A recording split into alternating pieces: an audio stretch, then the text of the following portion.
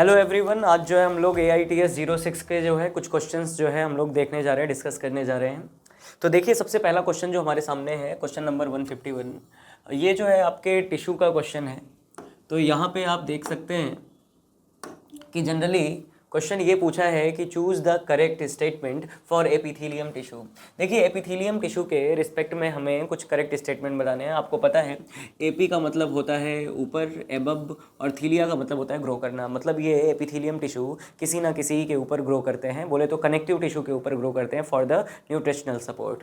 अब बात यह है, कह रहा है कि एपिथेलियम टिश्यू की सेल्स लूजली पैक्ड होती हैं, जबकि आपको बहुत अच्छे से पता है कि एपिथेलियम टिश्यू की सेल्स जो होती हैं बहुत ही कॉम्पैक्टली पैक्ड होती हैं। इनके बीच में बहुत ही कम इंटरसेलुलर स्पेस पाया जाता है। तो पहला स्टेटमेंट हमारा गलत हो जाता है। दूसरा, कह रहा है कि इसका जो फ्री सरफेस होता है एपिथेलियम का, इसका फेस जो है बॉडी फ्लूइड्स की तरफ होता है, जबकि आपको बहुत अच्छे से पता है कि एपिथेलियम है और इस एपिथेलियम टिश्यू के अंदर ये वाला जो सरफेस है इसे आप फ्री सरफेस कह रहे हैं।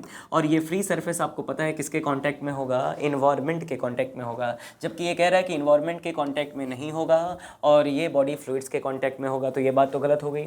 दूसरा, आप देखें, कह रहा है कि जो बेसल सरफेस है उसका, और देखिए किसी भी एपिथेलियम टिश्यू में एक बेसल सरफेस होता है, ठीक है, बेसल सरफेस, और बेसल सरफेस के साथ साथ एक फ्री सरफेस भी होता है। तो ये स्टेटमेंट बिल्कुल सही है। दूसरा, ये टिश्यू ऑलवेज जो है सिंगल लेयर होते हैं। नहीं भाई साहब, एपिथेलियम टिश्यू मल्टी लेयर्ड भी हो सकते हैं, ठीक है, उन्हें आप क्या कहते हैं, कंपाउंड एपिथेलियम कहते हैं। चलिए, तो इसके लिए हमारे पास कौन सा आंसर सही हो गया, फर्स्ट वाला सही हो गया।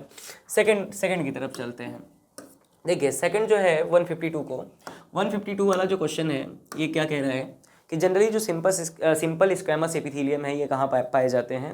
तो आपको पता है कि ये ब्लड वेसल्स की लाइनिंग बनाते हैं, ठीक है, और आपको पता है जो आपके एयर सैक यानी एल्वियोलाई हैं वहाँ पे भी मिलते हैं। तो आपको पता है कि सिंपल स्क्वैमस एपिथेलियम कहाँ कहाँ मिलेंगे, एक तो आपकी ब्लड वेसल्स की लाइनिंग जिसे आप एंडोथीलियम कहते हैं, और दूसरा जो आपके एयर सैक यानी खासकर जो आपके एल्वियोलाइज हैं उनकी लाइनिंग भी बना रहे हैं। साथ ही साथ कह रहा है कि बोमैंस कैप्सूल में ये एब्सेंट होते हैं, जबकि आपको पता है कि बोमैंस कैप्सूल की लाइनिंग किसकी बनी है, स्क्वैमस एपिथेलियम की बनी हुई है। कह रहा है कि कोई रोल नहीं होगा डिफ्यूजन में। जाहिर सी बात है, सिंपल है, सिंगल लेयर है, तो जाहिर सी बात है गैसेस का डिफ्यूजन यहाँ से होता है। आपने देखा था कि जनरली जब हम लोग पढ़ते हैं डिफ्यूजन मेम्ब्रेन की बात करते हैं तो डिफ्यूजन मेम्ब्रेन में एंडोथीलियम आती है, किसकी, ब्लड वेसल्स की, वो भी एपिथेलियम है। यहाँ तक कि आपने देखा था कि जनरली जो आपके ये एल्वियोलाई हैं उसकी लाइनिंग भी कौन बना रहा है, तो वहाँ से गैसेस का डिफ्यूजन आसानी से हो जाता है सिंगल लेयर होने की वजह से। कह रहा है सारे इनकरेक्ट हैं, तो ये बात तो गलत हो गई, सारे इनकरेक्ट नहीं है। ये सेकंड वाला स्टेटमेंट क्या है, करेक्ट है। चलिए 153 की तरफ चलते हैं। देखिए, 153 वाला जो क्वेश्चन है ये भी बहुत आसान है। देखिए, जो टिश्यू वाला पार्ट है वो बहुत ही थ्योरेटिकल पार्ट है। आपको बहुत ज़्यादा चीज़ें नहीं याद रखनी है, खासकर आपके एनसीईआरटी तक ही आपको लिमिट करना है। जैसे यहाँ पे देखिए, यहाँ पे लिखा है कि जो ट्यूबुलर पार्ट है आपके नेफ्रॉन्स के, किडनी के अंदर जो ट्यूबुलर पार्ट होते हैं, जैसे आपने देखा है डीसीटी हो गया, पीसीटी हो गया, उनकी लाइनिंग किससे बनी होती है, तो उनकी लाइनिंग आपको पता है क्यूबॉइडल एपिथेलियम होती है, ब्रश बॉर्डर। आपको पता है ये क्यूबॉइडल एपिथेलियम होंगी, और क्यूबॉइडल एपिथेलियम के साथ साथ यहाँ पे आपको यहाँ पे सीलिया मिलेगा, माइक्रोविलाइज मिलेंगे, जिसकी वजह से इनका बॉर्डर कैसा दिखाई देगा, ब्रश बॉर्डर की तरह अपीयर होंगे। चलिए अगले क्वेश्चन की तरफ चलते हैं। तो ये क्यूबॉइडल एपिथेलियम लाइनिंग बनाती है नेफ्रॉन्स की। ये हो गया 153 के बाद 154 क्वेश्चन आप देखेंगे। देखिए, 154 क्वेश्चन भी बहुत ही आसान है। पूछा है कि कौन सा स्टेटमेंट इसमें से करेक्ट है। एड्रिनल ग्लैंड डक्टलेस ग्लैंड होती है, इस पर डक्ट नहीं होती है, बिल्कुल सही बात है।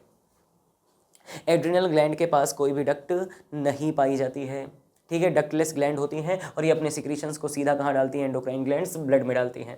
दूसरा, जो माइक्रोविलाइज होते हैं, माइक्रोविलाइज फिंगर लाइक प्रोजेक्शन होते हैं, एपिथेलियम से बाहर आते हैं, ये सरफेस एरिया को बढ़ा देते हैं, ये भी बात सही है। तो आप देख रहे हैं कि जनरली अगर हम लोग देखें तो यहाँ पे एक से ज़्यादा ही करेक्ट हो गए, तो मोर देन वन करेक्ट हम यहाँ पे टिक कर देंगे। तो 154 हो गया।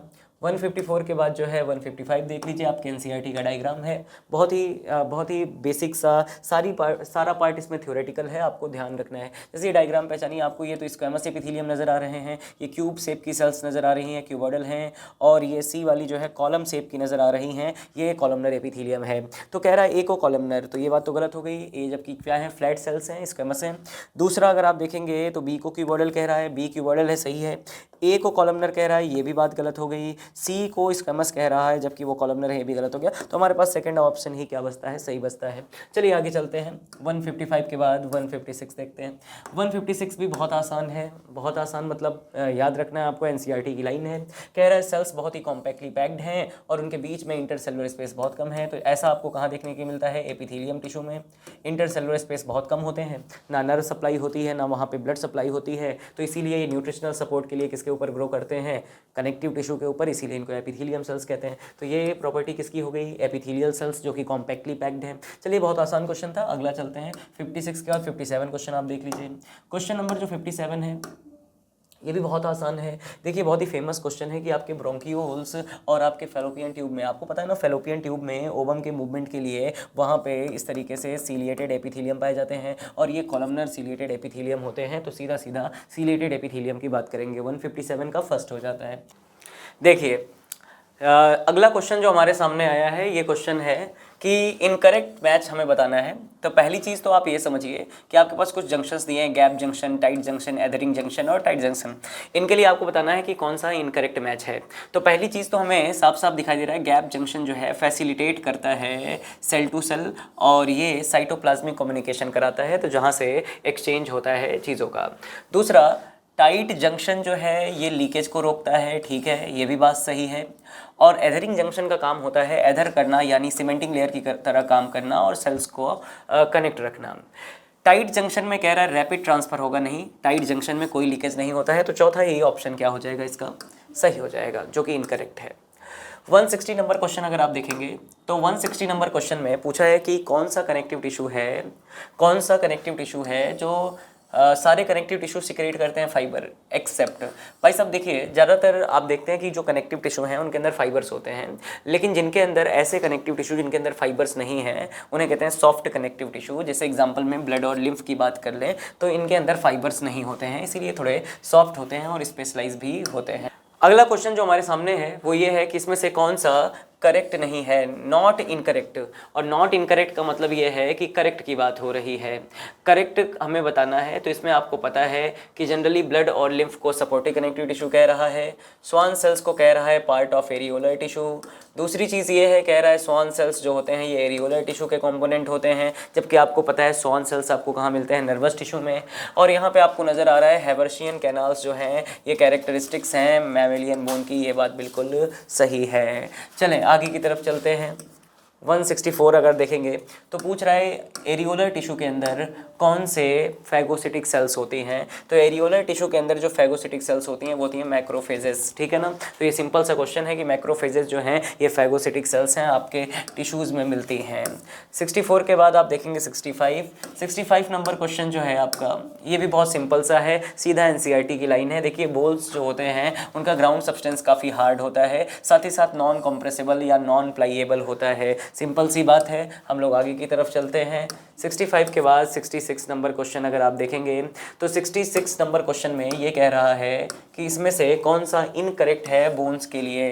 देखिए बोन्स जो होते हैं ये कह रहा है स्ट्रक्चरल फ्रेमवर्क बनाते हैं, तो ये तो बात सही है, एंडोस्केलेटन बनाते हैं, स्ट्रक्चरल फ्रेमवर्क बनाते हैं। दूसरा osteocytes are present in the spaces, आपको पता है छोटे छोटे स्पेसेस होते हैं बोन्स के अंदर, कैविटीज़ होती हैं लैकुने, और वहाँ पे ऑस्टियोसाइट्स।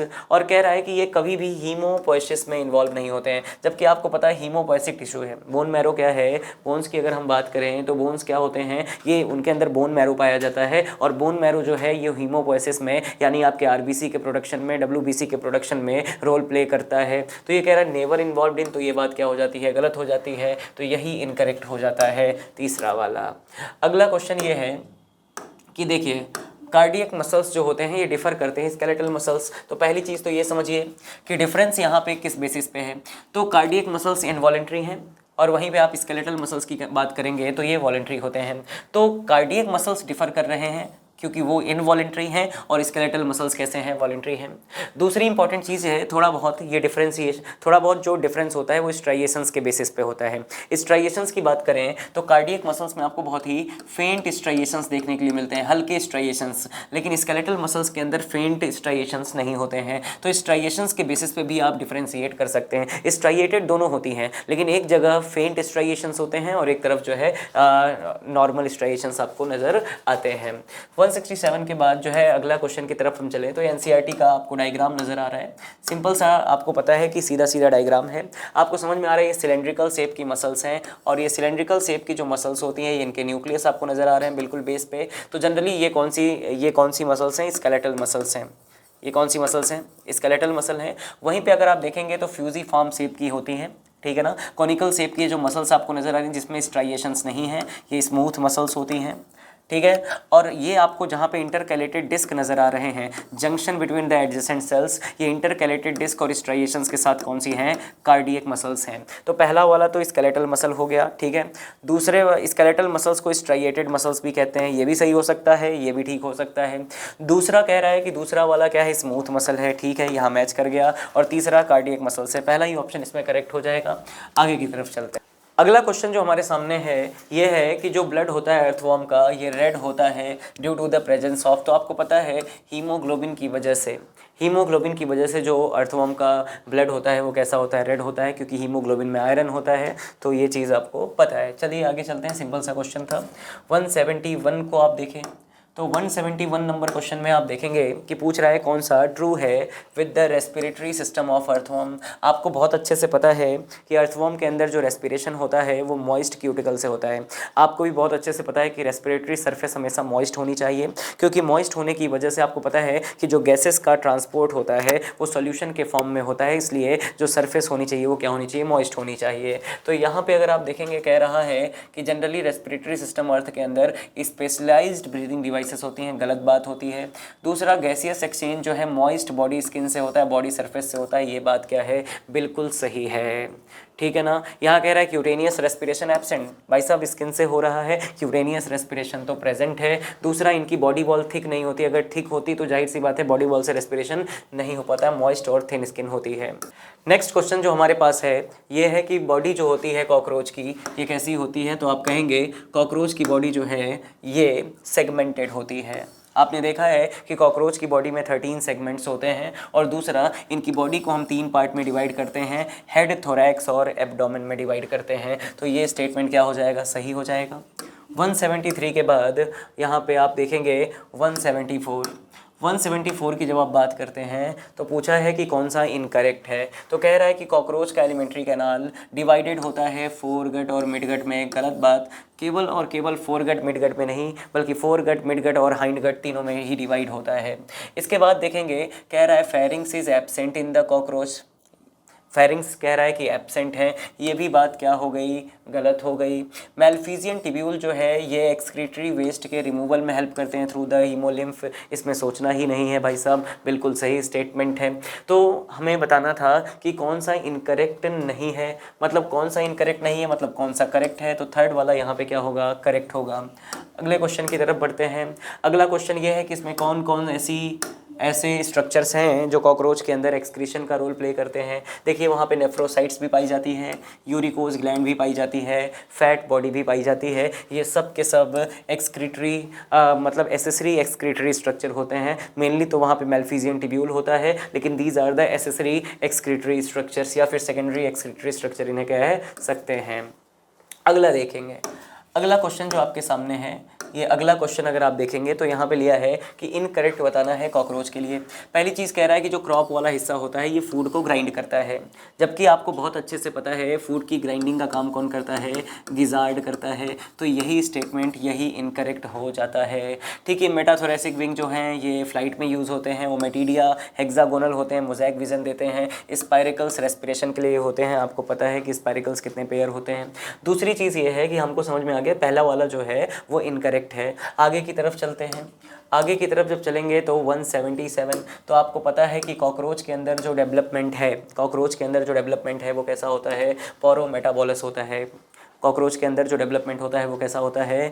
पोरोमेटाबोलस होता है। अगला जो क्वेश्चन हमारे पास है वो ये है कि जो सबसे कॉमन स्पीसीज़ है फ्रॉग की उसे कहते हैं, आपको पता है, राना टिग्राना, मोस्ट कॉमन। देखिए आज का जो ये पार्ट है इसमें ज़्यादा समझने वाली चीज़ें नहीं हैं, थ्योरेटिकल चीज़ें हैं। तो आसानी से क्या है कि आपके एनसीईआरटी की लाइंस हैं तो ये ज़्यादातर जनरली याद करने वाली चीज़ें ज़्यादा हैं। तो मोस्ट कॉमन स्पीसीज़ फ्रॉग की आपको पता है राना टिग्राना है। ठीक है। फ्रॉग्स के अंदर रेस्पिरेटरी ऑर्गन्स क्या क्या हो सकते हैं, देखिए ज़रा। फ्रॉग्स के अंदर जब आप रेस्पिरेटरी ऑर्गन की बात करेंगे तो फ्रॉग के अंदर रेस्पिरेशन स्किन से भी हो सकता है, लंग्स भी हो सकता है, बकल कैविटी, सभी स्ट्रक्चर्स हेल्प करेंगे किसमें, रेस्पिरेशन में। स्किन के द्वारा भी रेस्पिरेशन होगा। स्किन के द्वारा रेस्पिरेशन हर टाइम पे होता है, चाहे वो एस्टिवेशन में चाहे वो हाइबरनेशन में चाहे। चलिए अगला क्वेश्चन देखते हैं। अगला क्वेश्चन ये है कि फ्रॉग्स के अंदर, तो देखिए ये फ्रॉग से रिलेटेड कुछ स्टेटमेंट दिए गए हैं। इन स्टेटमेंट में सबसे इंपॉर्टेंट चीज़ जो आपके सामने है कि रेस्पिरेशन जो लंग्स से होता है इसे पल्मोनरी कहते हैं। लंग्स जो होते हैं ये पेयर और इलोंगेटेड और पिंक कलर के होते हैं और थोरैक्स के बिलो होते हैं, ये तो बिल्कुल गलत बात है। एस्टिवेशन और हाइबरनेशन में गैसियस एक्सचेंज जो है ये हमेशा स्किन से होता है। ठीक है भाई साहब, बात सही है, पहला भी सही है और तीसरा भी सही है, बोथ 1 and 3 आर करेक्ट।